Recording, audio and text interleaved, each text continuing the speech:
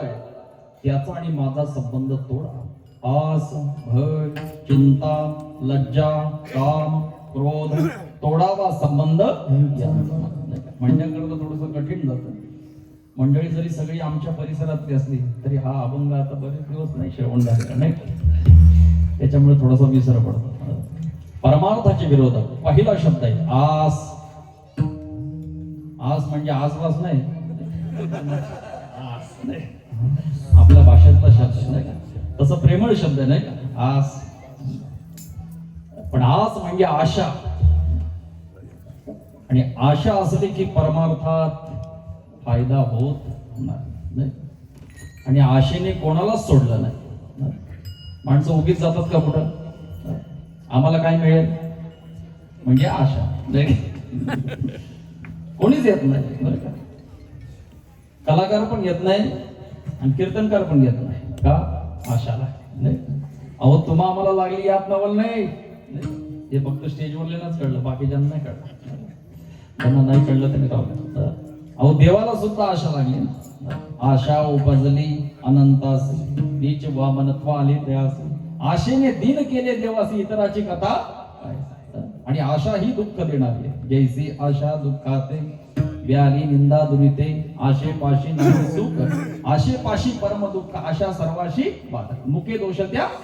अहो वावोगा हा धंदा आशा वाढविते आणि बांधून या देती यमा.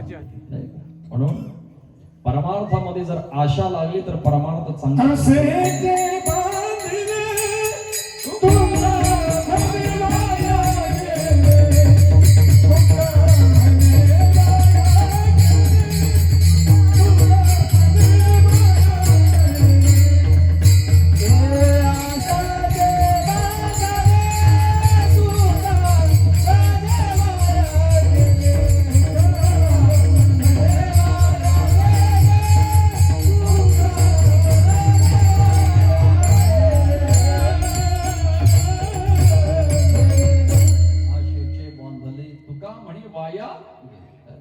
म्हणून तर तुकोबरा म्हणतात आम्ही देवा तुझ्यापेक्षा श्रेष्ठ आहे का. देवा तुला पण आशा आहे. देवाला आशा नाही यांनी सगळ्यांनी माझं भजन केलं पाहिजे ही देवाला आशा आहे. पण संतांना कुठल्याही प्रकारची आशा नाही. म्हणून तर ते म्हणतात ना तुका म्हणे आम्ही देवा हुनी बळी का राहिलो निराळी ठेवुनी आशा नाही. म्हणून तर परमार्थामध्ये ही विरोधक आहे. आस कोणी शब्द भय नाही. आता भय तर प्रत्येकाला आहे. आणि सगळ्यात मोठं भय म्हणजे तुमच्या आमच्या पाठीमागे लागलेलं कोणतं जन्म मरण परवते भय आणि कोणते संगपा. प्रत्येकाच्या पाठीमागे कोणतं जन्म आणि मरणाचं. आता जन्माचं दुःख तुम्ही आम्ही भोगून आलो, पण आता राहिलं ते कोणतं मरणाचं. आणि ते प्रत्येकाच्या वाटेला आहे, ते कधीही चुकणार नाही. पण माणसाला मरणाची भीती नाही वाटत. मग मरण कधी येईल याच्या भीतीनेच माणसं मरतात. मरण त्रासदायक नाही. जसं पाहत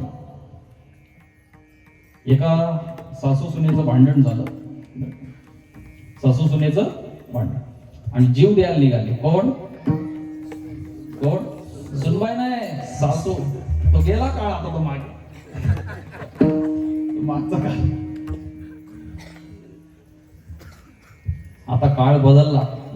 आता सगळ्या सासवांना विनम्र प्रार्थना आहे काय मिळतं ते मुकाट्याने खा नाही करू.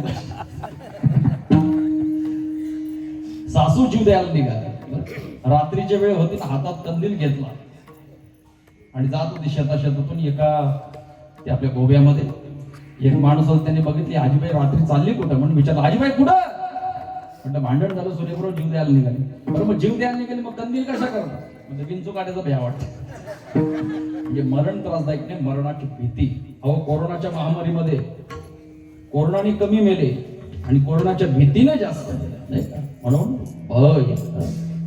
पण संत महात्मे म्हणतात आम्हाला कशाही प्रकारचं भय नाही. आम्हा हरीच्या दासा भय नाही. पण आज भय जर असेल तर परमार्थ होत नाही. चिंता चिंता. आता चिंता असेल जीवनामध्ये तरी सुद्धा परमार्थ होत नाही. माणसं सारखं त्याच चिंतन करत राहतात. कसलं चिंतन. आणि चिंता आणि चिता दोन्ही जाळण्याचंच काम करतात. चिंता की बडी आग लगी है जले सब संसार. पण फरक असा आहे, चिंता जन्मभर जाळते आणि चिता एकदाच जाळते. चिता एकदाच जाळते आणि चिंता जन्मभर जाळते. का दरवर्षी पेटवायचा कार्यक्रम तुमच्याकडे नाही? सलाबाद प्रमाणे याही वर्षी चिता एकदाच जाळते आणि चिंता जन्मभर जाळते. चिंतेचे विषय वेगवेगळे असते पण चिंता नाही असा माणूस नाही. पण चिंता जर जीवनामध्ये असेल तर परमार्थ होत नाही. म्हणून साधू संतांचं सांगणे की बाबांनो चिंता करू नका, चिंतन करा, नाही का? आपली सगळी चिंता तो परमात्मा वाई. तुझी चिंता त्यासी सर्व त्याकरता आवडीने भावे हरिनाम. म्हणून चिंता ही परमार्थाला विरोध करणारी. आस भय चिंता लज्जा. लज्जा म्हणजे लाज नाही. लाज असावी, चोरीची लाज असावी, भजनाची लाज नसावी. आणि माणूस जर लाजत असेल तर मग परमार्थात पुढे येत नाही. लाजत असेल नाही पुढे येत माणूस. लज्जा बरं. काम क्रोध, आता हे तर बलवान मंडळी आहेत. काम यश क्रोध यश रजो गुण समुद्र. अहो कामाने तर कोणालाच सोडलं नाही, सामान्यांना सोडलं नाही. यात नवल नाही. कामाजी कोतवाल यांनी नागविले हरिहराची अवरू घेतो मोठ मोठ्या ब्रह्म कन्येचे रूप आहे. फार आता ही तर बलवान मंडळी आहेत समजा. मग तुमचा आमचा सामान्यांचा काय विचार करता? क्रोध, क्रोधाची फौजदार तोही मिळाला. म्हणून हे परमार्थाला विरोध करणारी मंडळी आहेत. म्हणून यांचा आणि माझा संबंध तोडा देवा. लाज भय शंका दुराविला मान नकळी साध या पते. दुसऱ्या अभंगातलं चरण म्हणतो. तुम्हाला वाटतं दुसरं काय म्हणतो?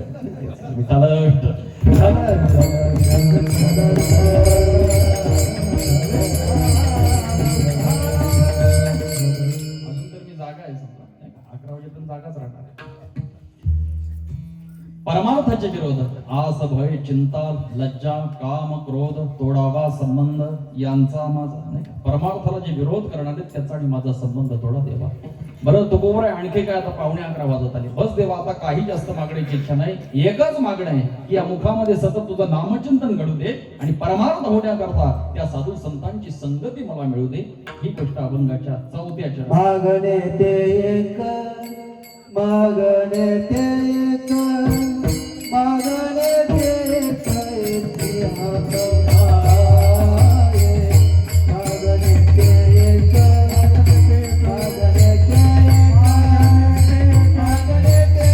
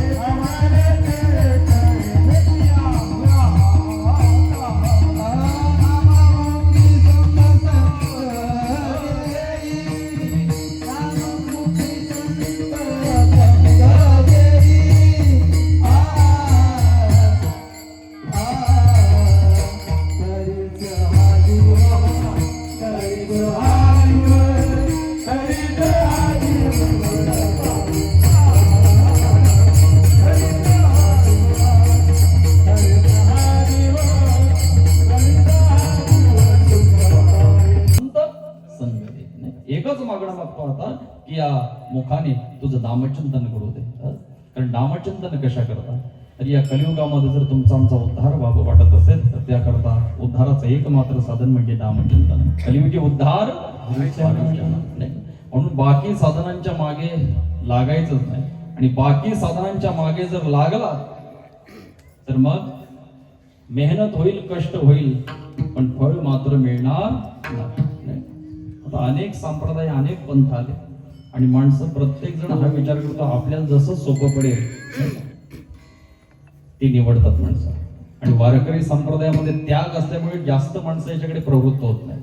माणसं सुखाची सोय पाहतात, खायलाही मिळालं पाहिजे आणि नामचिंतन घडलं पाहिजे. हे नाही कधी शक्य होत, नाही का? त्यागच जर जीवनात नसेल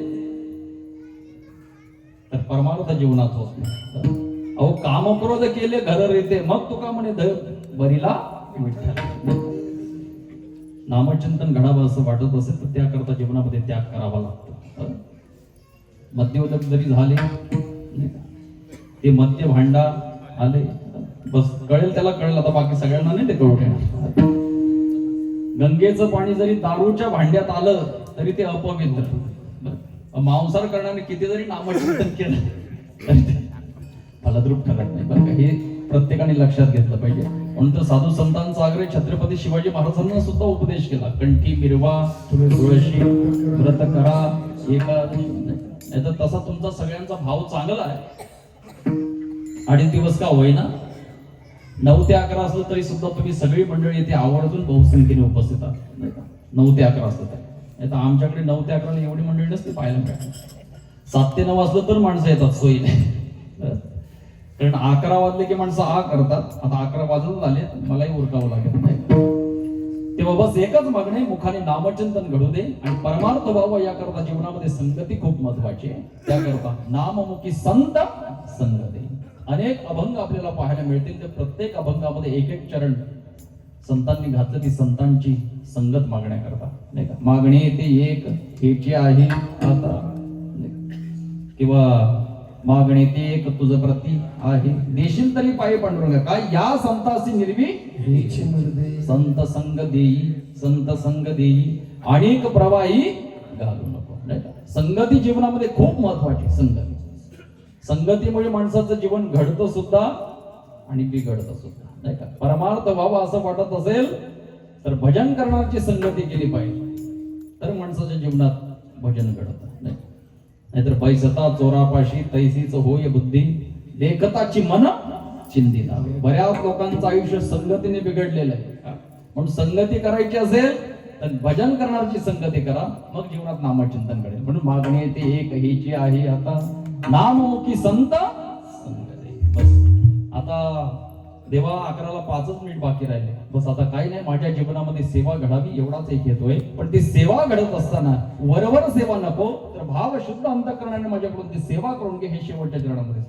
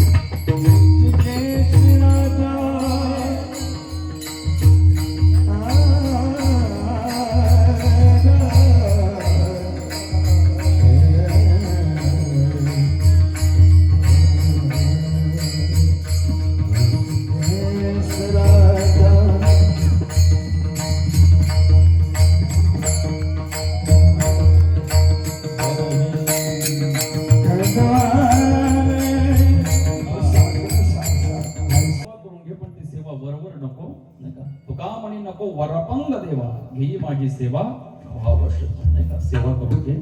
तर बरोबर 11 वाजले, काही ना वाटलं 11:30 पर्यंत जातं काय?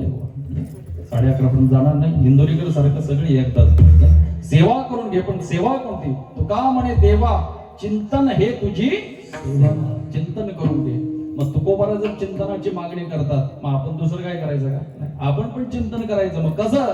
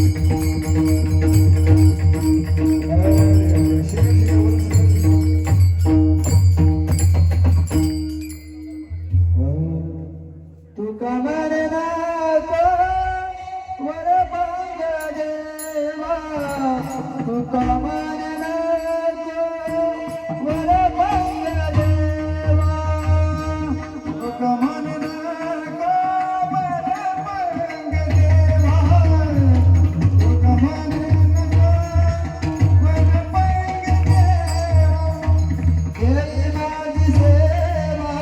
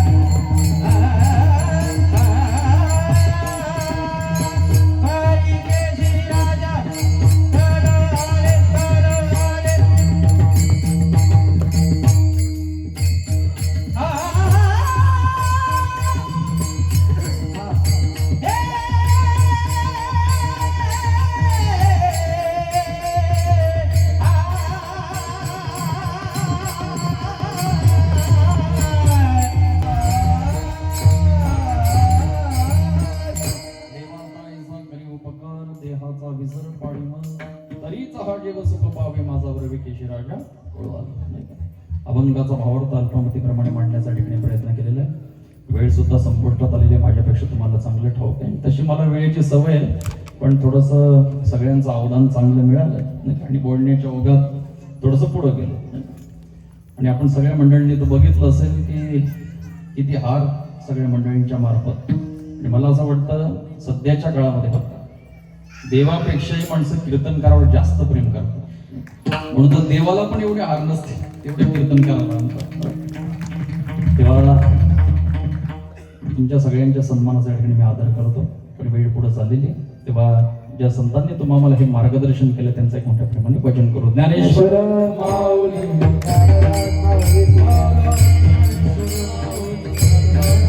महाराज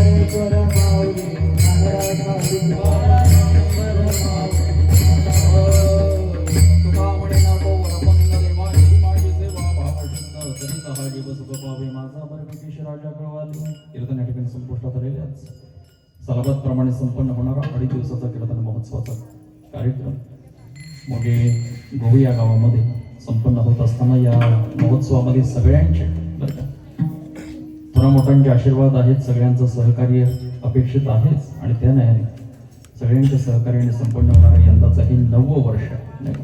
आणि खूप मोठ्या आनंदात उत्साहात संपन्न होते. आपण जर हा मंडप बघितला, इतकी सगळी चांगली सिस्टम जर बघितली तर आतमध्ये प्रवेश केला तर असं वाटतं श्रीकृष्णाच्या द्वारकेत आलो की काय नाही का? अतिशय सुंदर वातावरण संपूर्ण ग्रामस्थ मंडळी निर्माण केलं, त्याबद्दल सगळ्यांना धन्यवाद देतो. संपूर्ण संयोजक कमिटी असतील, सगळ्यांची नावं काय मला इथं माहिती नाही आणि एकाचं घेतलं तर एकाचं नक्की राहील नाही, म्हणून ज्यांची राहिली जातील नावं ते माझ्याविषयी राग व्यक्त केल्याशिवाय राहणार नाही. तेव्हा सगळ्यांचा एकत्रित आभार मानतो. कार्यक्रमाच्या निमित्ताने उपस्थित आमचे विडीकरी बाबा असतील, बहिराम बाबा, त्यांनाही धन्यवाद. दोन्ही मृदुंगाचार्य बरं का, दोघांना मनापासून धन्यवाद. माझ्या मागे उभे असलेले सगळे टाळकरी मंडळी, त्याच्यामध्ये विशेषत्वाने ज्यांच्यामुळे मी उभा आहे ते माझे वडील असतील, त्यांनाही धन्यवाद देतो. सगळीच आता एक गायक कलाकार आणि ही सगळी मंडळी म्हणजे आमच्या परिसरातलं एक वैभव आहे नाही का? पैसा तर सगळ्यांजवळ असतो पण ही वैभव संपन्नता संपूर्ण आमने लोणार परिसराचे आणि त्यांनाही आमचा स्वाभिमान आहे आणि आम्हालाही त्यांचा स्वाभिमान आहे. ते समोर बसलेली सगळी आमची वारकरी मंडळी असतील, आमच्या संप्रदायाकरता ज्यांची काया वाचा मनाने सेवा आहे बरं का, ही सगळीच मंडळी आहेत.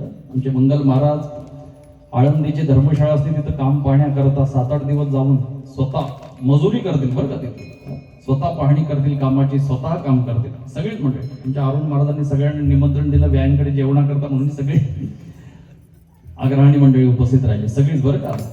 संपूर्ण महिला मंडळाची उपस्थिती जर आपण बघितली, सगळी मंडळी मागे वळून पहा किती मंडळी महिला मंडळ, जवळजवळ मला वाटतं 70% ते त्यांची उपस्थिती आहे. पण पडद्याच्या मागे सगळी आमची पुरुष मंडळी आहेत कामकाज पाहण्याकरता. संपूर्ण तरुण मंडळी असेल त्यांनाही मनापासून धन्यवाद देतो. आणि या कार्यक्रमामध्ये सगळ्यांचं सहकार्य, इथं काही कोणाची खेचाखेची नाही.